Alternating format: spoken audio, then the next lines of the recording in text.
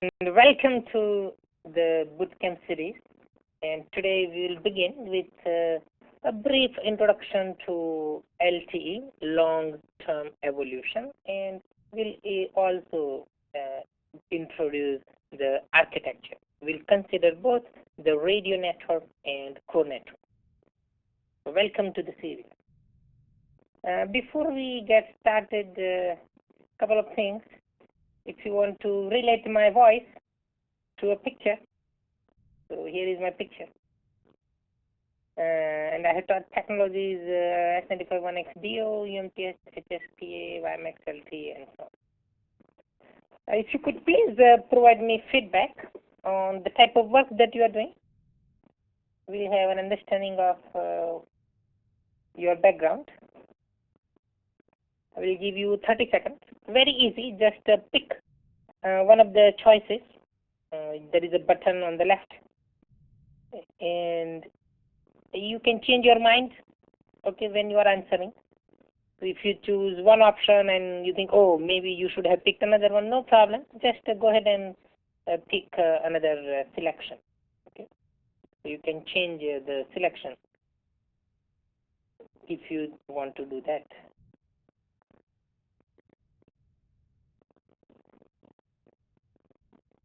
And feel free to use the questions box as many times as you wish.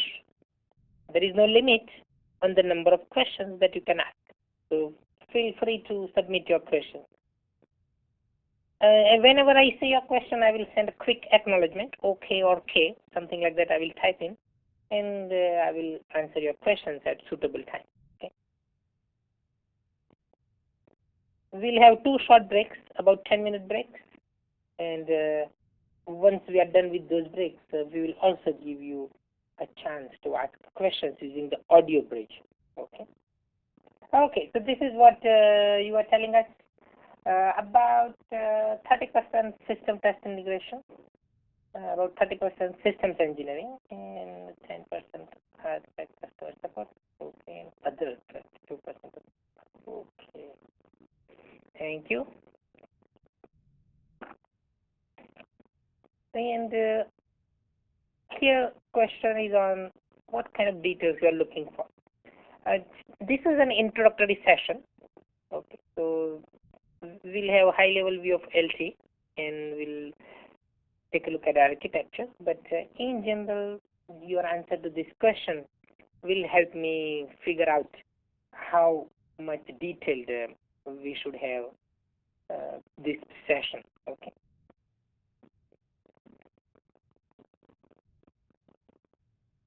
I'll give you 10 more seconds.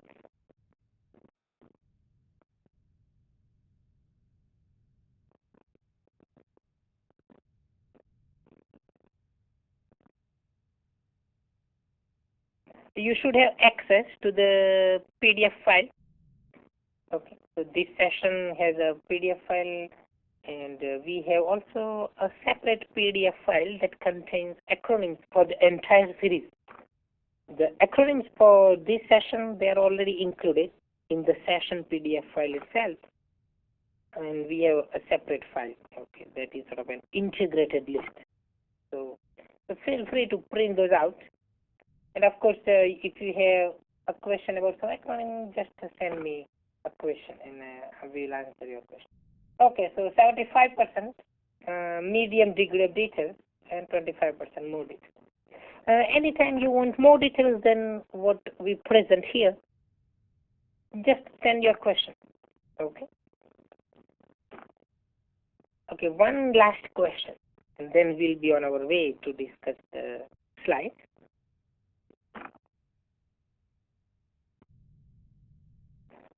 Your answer to this question will help us decide what kind of background knowledge you may already have. Okay, and based on that, we can correlate the LTE system with a previous 3G system.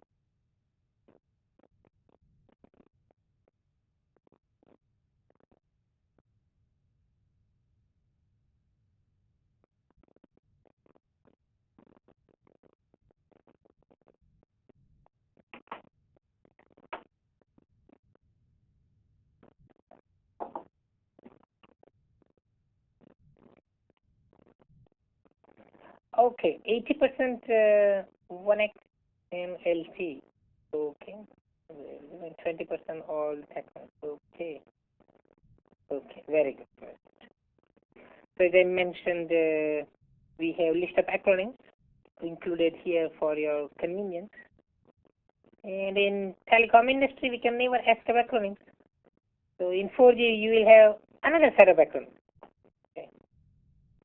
Okay, this is what we wish to accomplish today. Motivation for LTE and what does LTE try to achieve? How can we evolve our 3G network to LTE? We'll take a look at that. When we migrate from 3G to LTE, and what kind of challenges do we face? What kind of benefits can we expect to derive from the transition to LTE?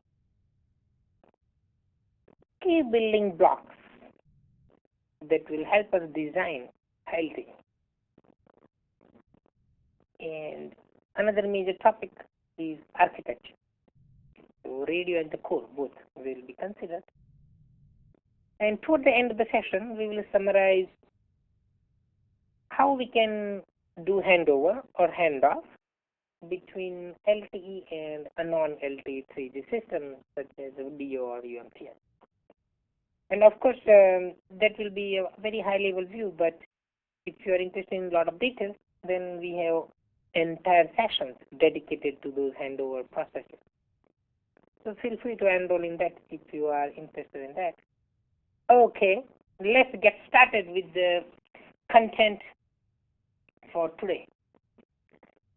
If you observe the existing 3G networks, then you will see that the delays are in general quite high, on the order of let's say 50 to 100 milliseconds. The data rate in 3G we can get reasonably good data rate, maybe on the order of hundreds of kilobits per second. But of course, we're always hungry for higher and higher data rate. So if we can get tens of megabits per second, even better. Then we can send out emails quickly, we can receive emails quickly, we can do web browsing quickly, and so on. So we would like to have higher data rate.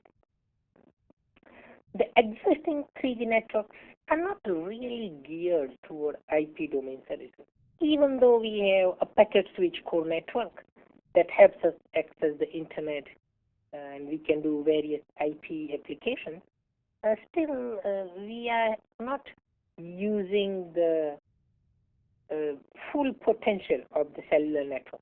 And when we discuss the architecture, you will realize why I'm saying that. But basically, we want to do a better job of designing our cellular network so that we are more efficiently and more cost effectively able to offer the IP-based services such as voice over IP, interactive gaming, video streaming, and so on. So in LTE, we would try to overcome these kinds of drawbacks or shortcomings. Okay. Here is what motivates the design and deployment of LTE. Our IP traffic has been growing rapidly. If you observe the usage statistics, then you will see that the data revenue has been growing rapidly, 50% per year. So the average revenue per user coming from data has been growing quite rapidly. On the other hand, if you look at voice, you may see that it may even be declining at 4 to 5% rate. So in terms of the growth, the revenue growth is coming from data. And that gives us confidence that when we design this high performance packet data system such as LTE, then there will be some market for that. So more and more users are embracing data. But of course, we cannot forget voice, because voice is still the king in terms of absolute dollars. about 80% revenue for a service operator comes from voice. So we cannot forget voice.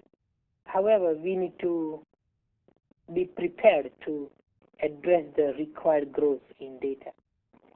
Since we cannot forget voice, and we will be using only IP-based packet switch core network, we'll rely on voice over IP to support traditional voice. Instead of circuit switch, we will rely upon the voice over IP. Competition is already here. WiMAX is a 4G technology, and WiMAX has been around for a couple of years now. The first full-fledged deployment of LTE you would see in 2010. By end of this year, you will see little bit of deployment, but massive deployment will occur in 2010. So that's what Verizon Wireless has announced. Then they would have sizable footprint in 2010. So WiMAX has a time to market advantage. The LTE system has the advantages of efficiency and wide footprint. Okay. Almost, let's say, 80% of the world has GSM UMTS. Close to 20% has 1X, DO, etc. So we have close to 100% footprint, and that's what will make the LTE quite a formidable foe. But we do have to compete with WiMAX. So in the US, the Clearwire, okay, and part of that is owned by Sprint, is deploying WiMAX at this time. And a lot of countries around the globe are also deploying WiMAX. Seamless mobility. We would like to have seamless services experience for the user. As the user goes from one technology to another technology, going from LTE to DO, LTE to UMTS, and so on. So that's another motivation for LTE, that LTE will be able to provide us a seamless mobility. We will have a common unified core network, so-called EPC, Evolved Packet Core, and we'll take a look at that later. And that core network is what is providing us a common framework. Any radio access technology can be connected to that core network, and the user will be able to have the same access to the services through the unified core network. Performance with reduced cost. Very, very important. Very, very important. Let me give you an example of what we mean by performance with reduced cost. So we have a way of measuring how efficient our system is. Okay. And if you want to quantify the performance of your system, then one way to do that is to measure spectral efficiency.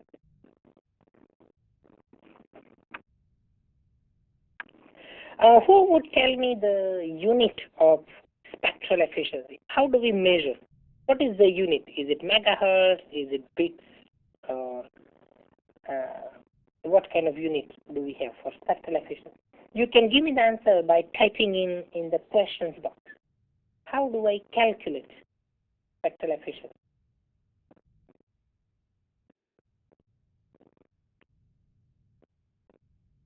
What kind of unit do we have for spectral efficiency?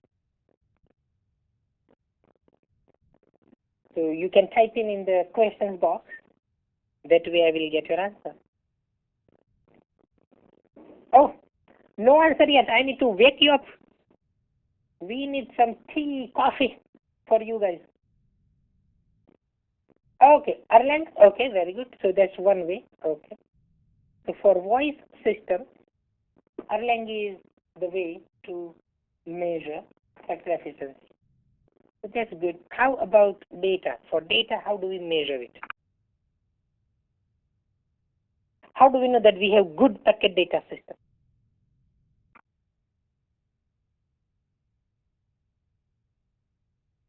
Okay, very good. Now I got very, very good answers, lot of answers. Okay, thank you for that. Okay, so bits per second per hertz. Very good. Thanks for your answers. So if I have certain bandwidth, inside that bandwidth, how much data rate can I support? So that would tell us how efficient we are using the system, especially the air interface. From the 3G perspective, let's say I have 1x video, rev A. So I can get 3 megabits per second. So we'll calculate peak spectral efficiency. Easy for me to do that. 3 megabits per second data rate in 1.25 megahertz per second. So we are looking at about, let's say, 2.5 bits per second per hertz. So that's the peak spectral efficiency in our DO system. If you are trying to calculate that for LTE, we will see that in LTE we have super duper data rate 300 megabits per second, and we will use 20 megahertz spectrum bandwidth to support that, and that will give us 15 bits per second per hertz. So we are going from about 2.5 to 15 bits per second per hertz. It means we are 6 times more efficient in LTE. So it means that we should be able to reduce our communications bill by that factor. So if today we are paying $100 per month, unlimited voice and data, then maybe, wouldn't you love that? You will be paying $16 per month. No need for DSL and cable modem. We will just use this wireless. Of course, when we deploy new system, there will be some capital expenses. So if not by factor of 6, maybe it will go down by factor of 3. Yeah, Nisha, this is Eric. We did have a couple of questions come in that said we can't see the screen. And actually, I can see your tablet screen, but nothing written on it. Correct. I see. Let me try to do something. So now we have non-blank screen. Very good. Yeah. Okay. Very good. So, okay. Yeah. So our spectral efficiency for DO system, then it's I calculated here about 2.5 bits per second per hertz. That is for DO. Here 2.5 bits per hertz. For LTE, since we are supporting 300 megabits per second, in 20 megahertz is 15. 6 times more efficient. So we should be able to pass some of those cost savings to the consumers. And if we have to pay less, right, for our services, then many subscribers would sign up for the services. Then again, we'll have ripple effect. We'll have economies of scale. So that's also a good thing. So basically, if you want to support certain megabits per second in some sector or some cell, then because LTE is more efficient, you will be able to support that megabits per second data rate with lower cost. So cost per bit will be lower in LTE because LTE is more efficient. So that's very important for us. Okay. Performance with reduced cost per bit. Of course, the LTE base station will be more expensive than a DO base station because we have invested billions of dollars into LTE design. However, cost per bit will be lower. Cost per bit.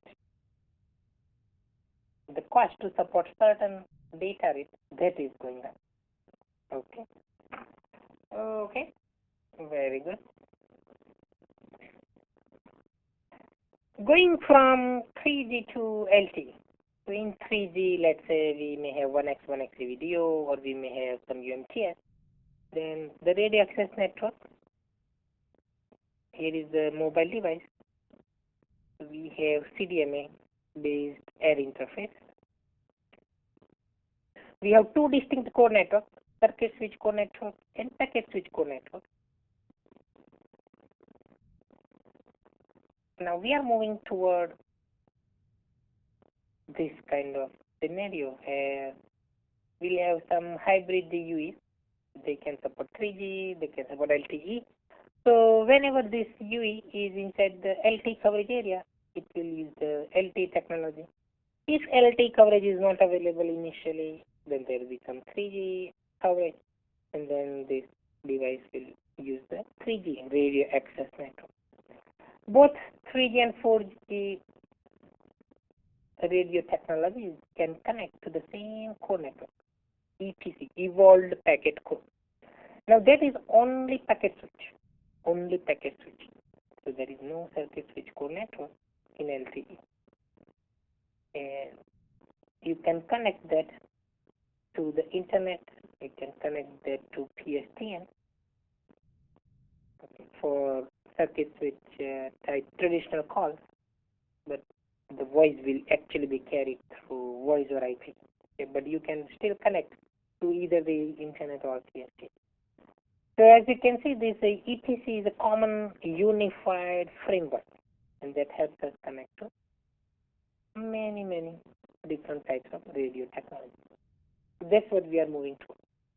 If you are using DO system today, you are typically using the client mobile IP.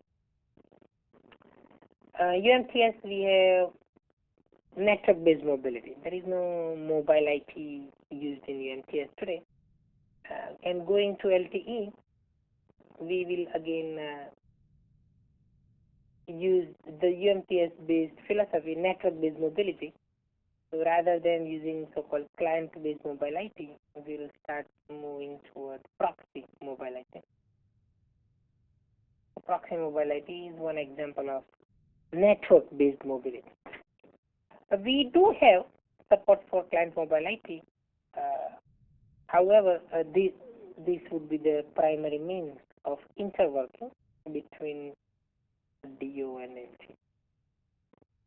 If you just stay within the LT, pure LT, and you are not doing interworking at that time, you are in the LT coverage area and you are getting your data transferred through LTE, then you are just using the network-based mobility. That's what we will be using. Here is the comparison between 3G and 4G. Air interface, instead of CDMA, now we are moving towards something called OFDMA, orthogonal frequency division multiple access. Orthogonal frequency division multiple access. So it's even more efficient than CDMA for high-speed packet data.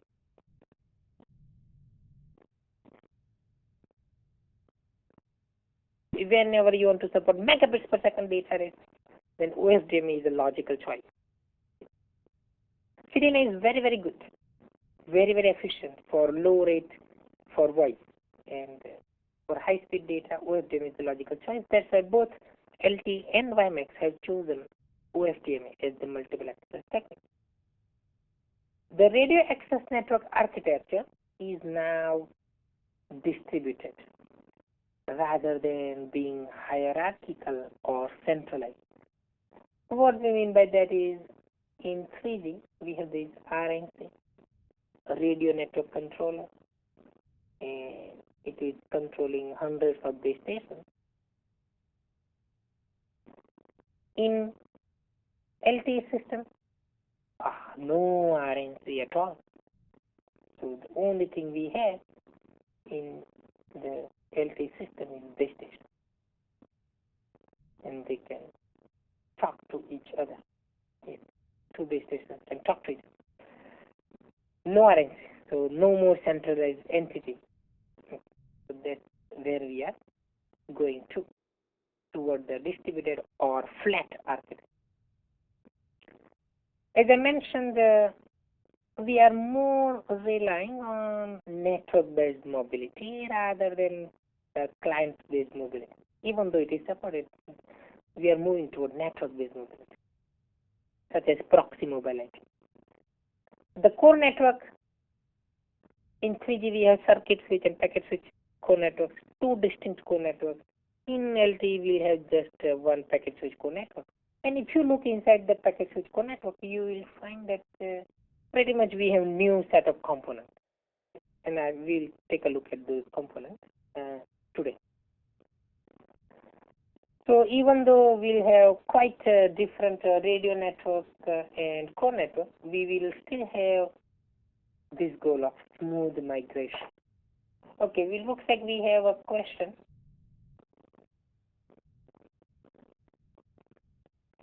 Okay, so someone has a comment that we have so-called MME, that is one of the components, and its functionality is in RS.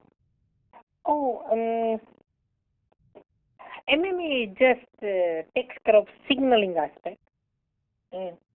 For example, call setup related signaling, and it is basically a core network entity rather than the radio network entity. So all the things related to the radio network, so whatever RNC was doing, basically that function is now done by the base station.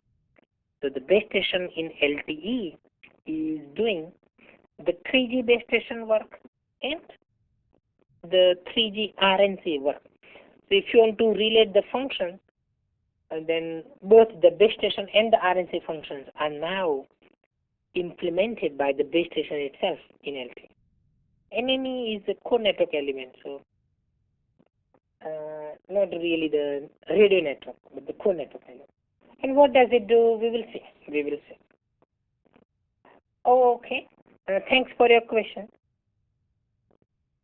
So please use that questions box as often as you wish. No limit. Okay, no upper limit on the number of questions that you can ask. So feel free to maximize its use. Okay.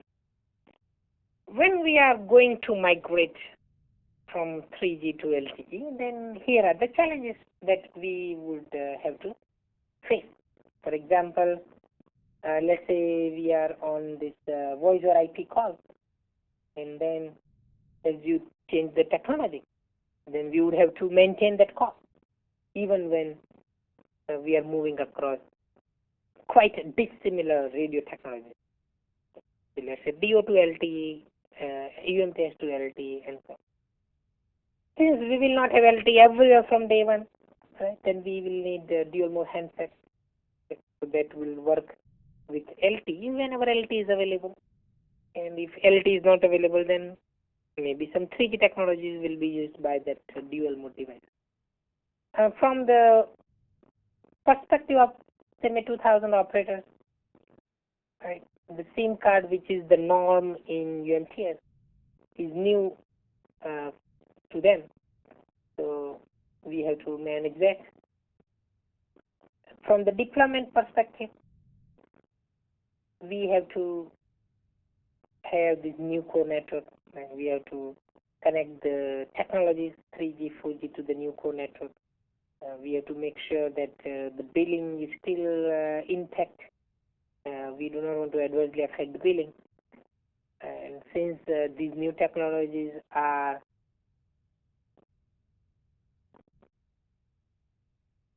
relatively expensive, so I give you an example. LTE base station will be more expensive than the DO base station. Cost per bit will be down because we are more efficient, but in terms of absolute dollars, LTE will be more expensive, of course. But once you do that, once you have the capital expenditure, then on an ongoing basis, you will have more revenue and so on. Then you will be doing very well. But initially, you will have to basically have some funding available for your deployment. Okay, then in terms of the interworking between 3G and 4G, especially between the DO and LTE, right, we have to have the standard bodies working closely with each other. So 3GPP organization, 3GP2, they need to make sure that we have uniformity of interworking approaches.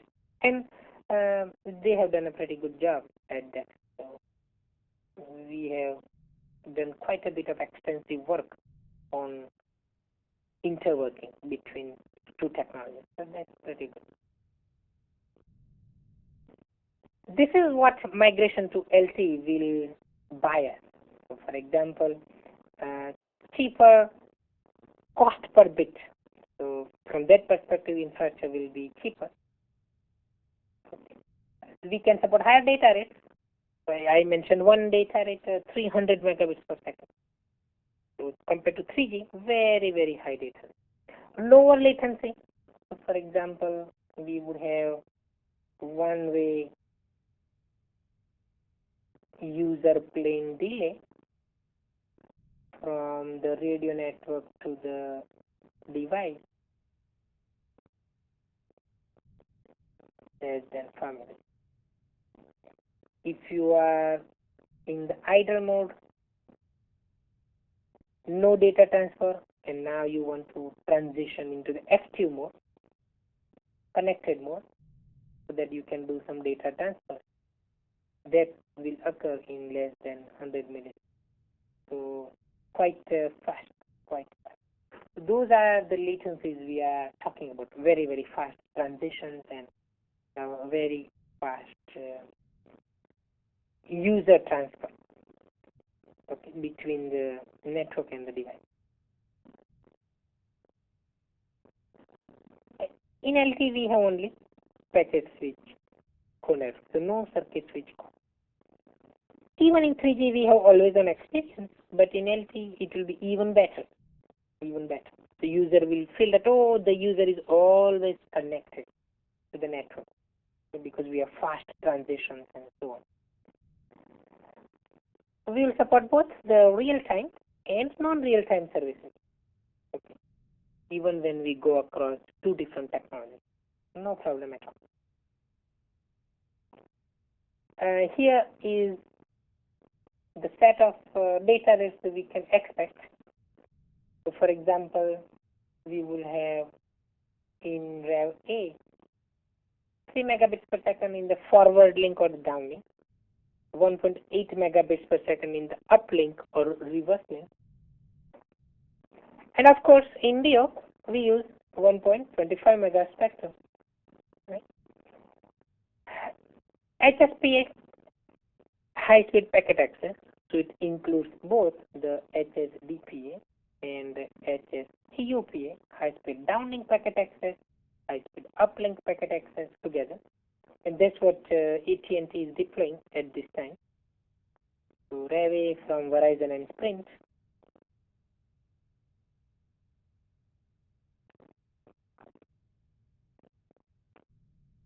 Okay. So eventually we will get 14 megabits per second in HSPA.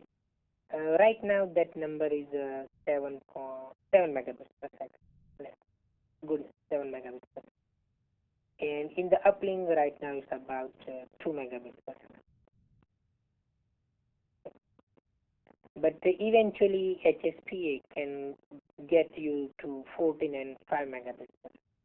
Of course, in UMTS we use a wider spectrum bandwidth, 5 megahertz rather than 1.25. And that's what enables UMTS-based systems to provide higher peak rate. So that's our 3G. And in LTE, I mentioned the downlink data rate 300 megabits per second and uplink 75. So if you want to remember two data rates for LTE, these are your numbers: 300 in the downlink, 75 in the uplink. But of course, we need the larger bandwidth. So 20 megahertz downlink, 20 megahertz uplink. So if you want to get this full potential of LTE, then you would need a total of 40 megahertz. Having said that, the initial deployment would most likely use 10 megahertz in the downlink, 10 megahertz in the uplink, so total of 20 megahertz spectrum would be utilized. So that's what we expect AT&T and Verizon to do. 20 megahertz deployment, 10 plus 10, a frequency division duplex. Now we have a question: is the higher data rate efficient for most applications? Oh yeah, sufficient. Oh yeah, this is pretty high. So if you are, let's say, comparing with DO type system, then what will happen in DO system? Oh, and this will give us a good opportunity to introduce some terms which are a little bit different in LTE. So if I have, let's say, some area like that. Oh, and by the way, if you want to see the entire drawing, then you can switch to the full screen mode. Then you will see the whole view. And to do that, F5, you can use F5 function key button to do that. And that will be toggling between the normal view and the full screen view. So let's say I have a base station and I have 3 sectors. Sector alpha, beta, and gamma. Here we are using 120-degree sectorization. And once we are done with the class, I will send you this class note. Okay, this all the general drawings you will get. So you just sit back, relax, and enjoy the ride. I will send you the soft copy. Okay. So this is one sector, this is another sector, and so on. So whatever we call sector in 1x and 1x TVDO, that is called set in LTE. For that matter, even in basic UMTS. So in this case, we have 3 sets. So there is the terminology, and one base station is now controlling 3 sectors, 3 sets. The base station is formally called Node B in UMTS, and in LTE it is called E Node B, Evolved Node B. Okay. So when we say that we have this pipe of 300 megabits per second, that is inside that cell, inside that sector, that will be in the downlink, base station to the user, and in the uplink we will have this 75 megabits per second.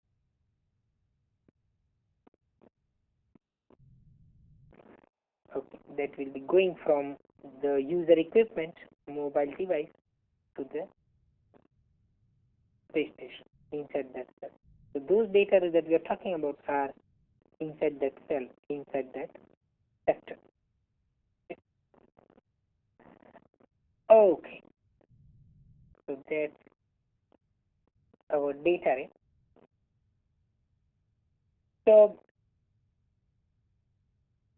oh yeah, the reason that we went there, let's go back. So if you have Rev A, okay, let's say this is Rev A sector, Rev A cell, then just one user, one access terminal would get 3 megabits per second, right? Maximum, not more than one. However, now since we have these 300 megabits per second pipe, that is the full potential of LTE, then you can have 100 devices, right? And each device can experience 3 megabits per second, right? So we are talking about excellent user perceived experience for many users rather than 1 or 2 users in 3G. We can give the same nice experience to hundreds of mobile devices. So that is the promise of LTE. Okay, very good. So yeah, so that's pretty good to be able to download high definition movies and so on. So very, very high data. Very, very. Yes, if you want to download high definition movies, even let's say 300, 400 kilobits per second, that kind of data that is also pretty good. So many users can download the movies or things like that at the same time in LTE. So yeah, it's more than adequate for such application. Okay, thanks for your question. Okay, so path to LTE. So going from 3G system, let's say 1x audio to LTE, or going from UMTS to LTE. Always remember, 3G and 4G, nothing to do with each other. Completely different, completely separate. So we will need new radio access network. We will need new core network. So basically, there is no backward compatibility. And I will explain you what I mean by no backward compatibility. So there is no backward compatibility between 3G and 4G. So if I have some spectrum, let's say 5 megahertz spectrum, let's say this is for 3G, then I cannot use that for my 4G. I need brand new separate dedicated spectrum for 4G. We cannot reuse the same bandwidth. Okay. So you have CDMA based air interface here, let's say, in 3G. And then you have completely different technology, OSTM. And since it's separate parallel system, there is no backward compatibility. What we have between 3G and 4G is interworking. So we have done a lot of work to make sure that we can have smooth interworking between two technologies. So we can do handover or handoff, going from one technology to another, with as little disruption as possible. So very little disruption. So we would like to give seamless experience to the user. So we have interworking between 3G and 4G, but no backward compatibility, because we need brand new radio network, brand new core network, everything is new. So that's the reason you can go from any 3G technology to any 4G technology. So for example, Verizon Wireless has chosen to go from DO to LTE. Sprint Clearwire, so Sprint says, okay, let me go from DO to WiMAX. So it doesn't matter. Sprint. So it's completely different. But we do have interworking between the 3G and 4G systems. Okay. So here we are giving some examples. Verizon Wireless in the US is going from DO to LTE. Our northern friends, Canadian folks, TELUS and Bell, they are going from CDMA to now LTE. The UMTS operators in the US, for example, AT&T, T-Mobile, they will be moving to LTE. Rogers in Canada, they will be going to LTE. So both the CDMA and the UMTS operators are moving toward LTE. Okay. Sprint, they have, as of now, they have chosen to go to WAN because they own part of Clearwire. Okay, but LTE has a backing of lot of existing cellular operators. Okay, very good. It's time for me to ask you a question. So when we go from 3G to LTE, what can operator not expect? What is not correct? So most of the things here are accurate, but one is not correct. Which one is that?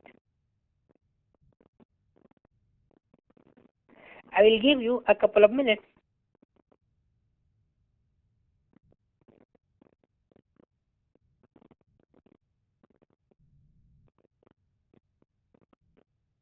And please participate in the poll.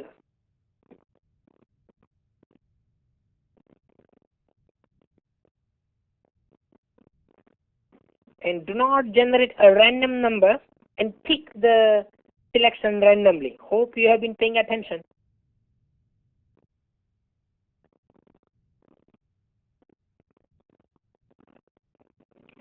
Okay, I will give you maybe 30 more seconds.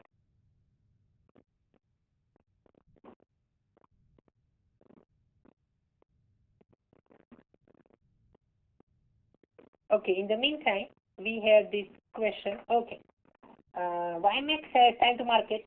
Why are most vendors going with LTE? What are the advantages of LTE or WiMAX? Okay, very good, very good. Okay, since WiMAX was defined quite a while ago, LTE folks can look at the WiMAX standard and find all the problems and then solve the problems in LTE. So that's why LTE is more efficient. So you can support more voice over IP users. You can support higher data rates. There is less overhead in LTE.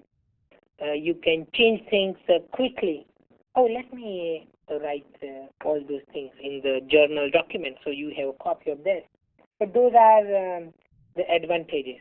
Okay, more basically higher efficiency. So if you want to summarize all those benefits together, so LTE is more efficient. Why most vendors going with LTE? Now, the data demand is growing, right, as we know. However, the operators think that they can meet the near-term demand with the existing 3G systems such as 1xc video array and HSPA for UMTS operators. So they are not in urgency to move to a 4G system. So if you do have the need to have very, very high-speed data, then you can go to WiMAX. Okay. So so the folks that want to replace DSL and cable modem, so they will be better off going to WiMAX. So that's why several countries around the globe, they have been using WiMAX. So it's more like fixed WiMAX. Okay. In terms of mobile WiMAX, since we already have enough capacity as of now in cellular networks, in 3G, DO or HSPA, then we are okay with that. So we can wait a little longer to deploy this more efficient system. And since LTE has quite a huge footprint, we believe that probably LTE will have a little better economies of scale. Okay, so that's the hope that we have. Okay, so let's share the results. Results are already shown. Okay, so we have 100% accuracy. Very good, very good. So we cannot share the same bandwidth. Okay, we need separate, dedicated spectrum for our LTE. Thanks for the participation, and let me just summarize the answer to that question that we got. And please maximize the use of the questions box. Okay. So no limit on the question. So feel free to submit your question. And we'll give you opportunities to ask questions using the audio bridge. Okay. Once we take a couple of short breaks, you will have that opportunity. So benefits of LTE compared to WiMAX. So higher efficiency.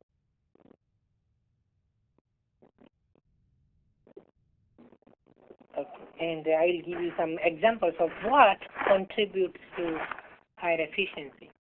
So for example, use of 1 millisecond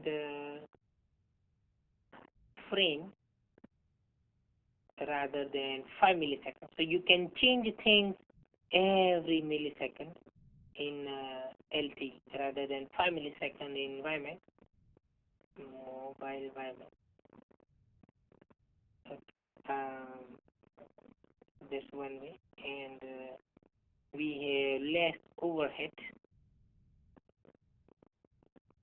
especially for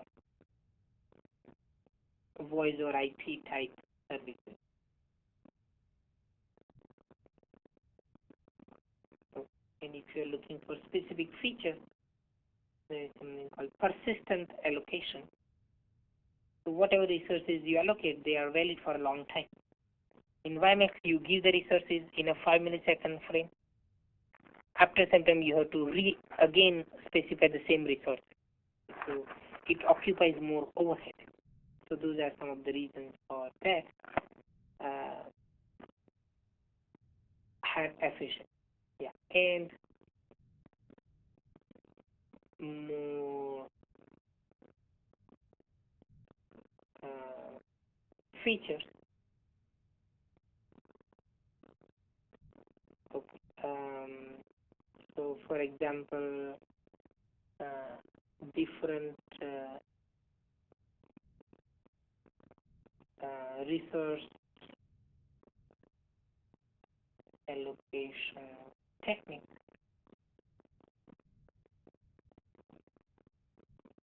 with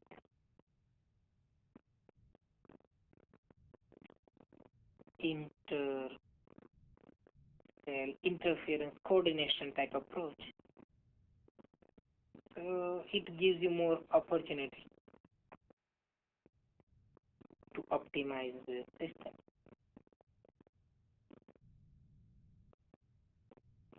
Faster handover. Handoff and handover, same thing.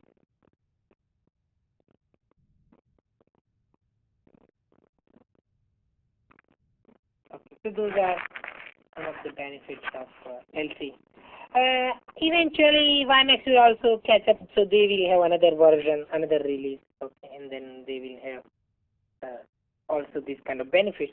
So it's like a cat and mouse game, right? LT will make some enhancements, then WiMAX will do the same, and then LT will do something else, etc. But both the system, LT and WiMAX, will coexist. I do not see one technology dying.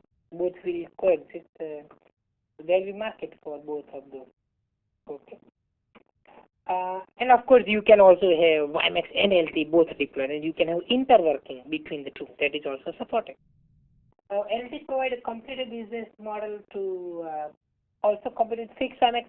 Yeah, actually, LT, the special case of LT deployment will be fixed case. So yeah, no problem. You will get better performance if you have fixed scenario. Yeah, sure. You will get that kind of benefit. Now, I have seen licensed spectrum for LT. Now, some folks are using this fixed WiMAX type system to compete with DSL and cable modem operators, and then they will use unlicensed spectrum. So as far as I know, LTE is focusing on the licensed spectrum.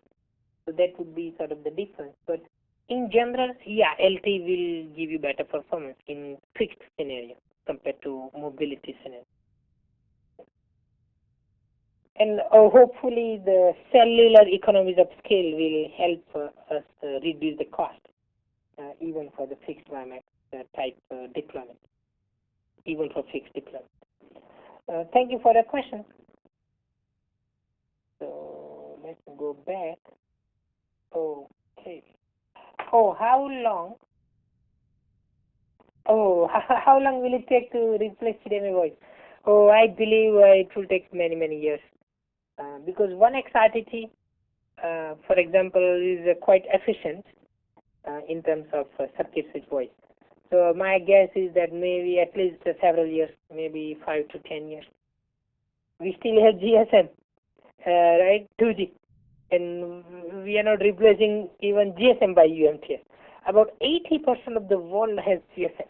Okay, 75 to 80, close to 80. So circuit switch voice is here to stay for a long time. because it's very cheap, right? Very cheap. However, we will have interworking even between 2G GSM voice and LTE, 1X RTT voice and LTE, and any voice or IP could be DO or HSPA voice or IP with LTE voice or IP. So we will have interworking support. But yeah, it was a long time before we can replace the CDMA voice. Again, thanks for the question.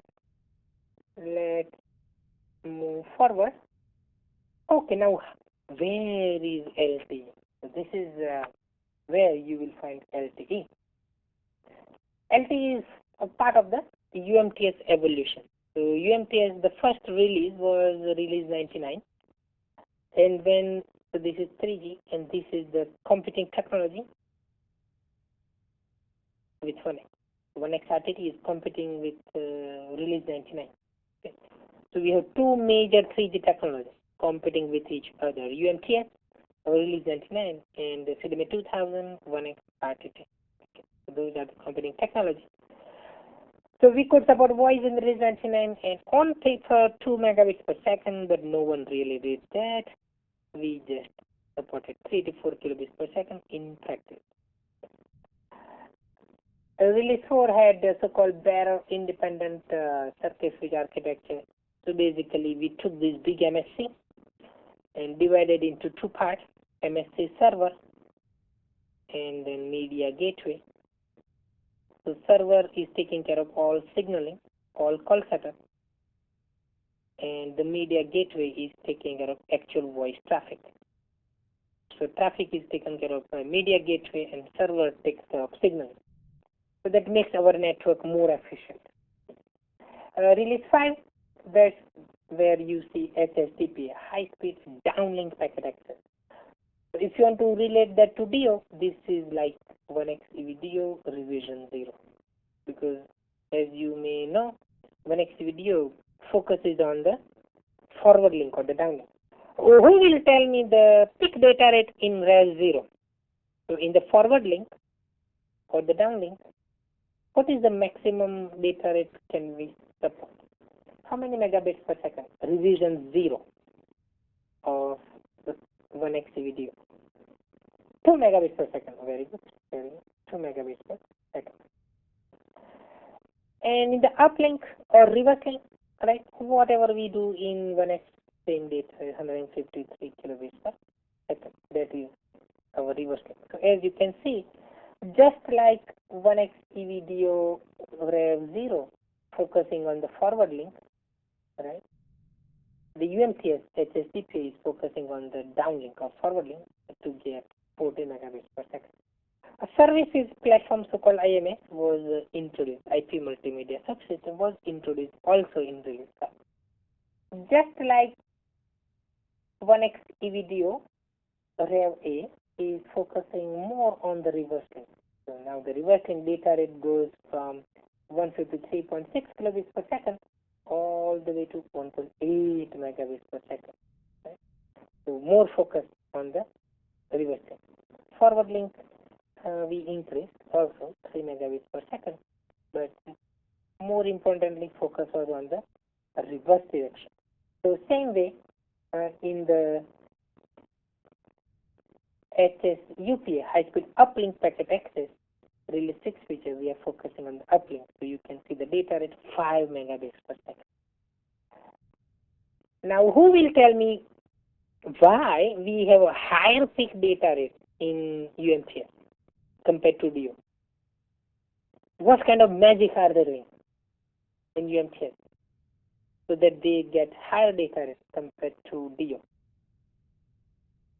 What enables UMTS? 5 megahertz. Very good. Very good. Excellent. Thank you for your answer. So the reason that you can get higher peak rate in UMTS-based systems is because they are using 5 megahertz bandwidth as opposed to 1.25 megahertz bandwidth that we are using in the 1X and 1X RTT system. Thank you for your answer.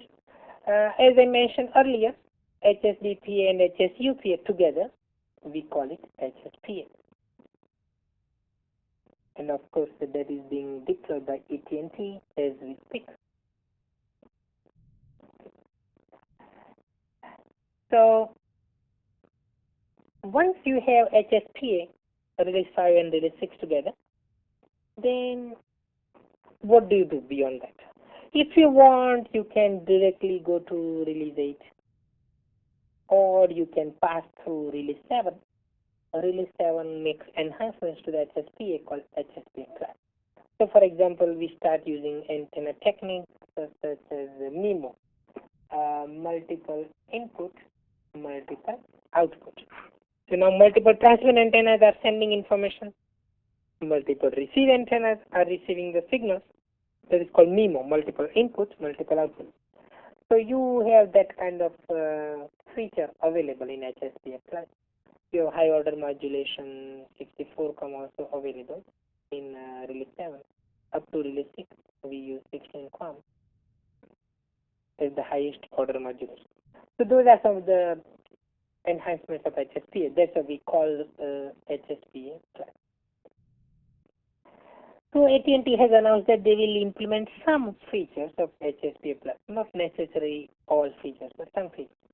However, it's not necessary to deploy all these things. So Verizon Wireless, for example, they do not need to worry about all those other previous releases of UMTS. They can directly go from DO to release 8 LTE. So formally, where is LTE? It is release 8 feature of UMTS. If you do not remember any other releases, no problem. At least remember that UMTS release 8 is where LTE is defined. So in summary, LTE long-term evolution is release 8 feature of UMTS. So the main reason why I would like you to remember that number is that when you are looking at the standards, right, and you can find all the documents, 3gpp.org, then you will see several releases. Okay, then you know that, oh, if I want to get LT specs, you will start getting those beginning with release 8. Okay. So if you're interested in the LT, no need to worry about the previous release. Okay, so that's release 8 for LT. Okay, what time we have? Okay, 9:10. Okay, let's have a short break, a 10-minute break. And once we come back from the break, we will give you an opportunity to ask questions using the audio bridge. Think about the questions that you would like to get answered, okay, when we come back. So 10-minute break.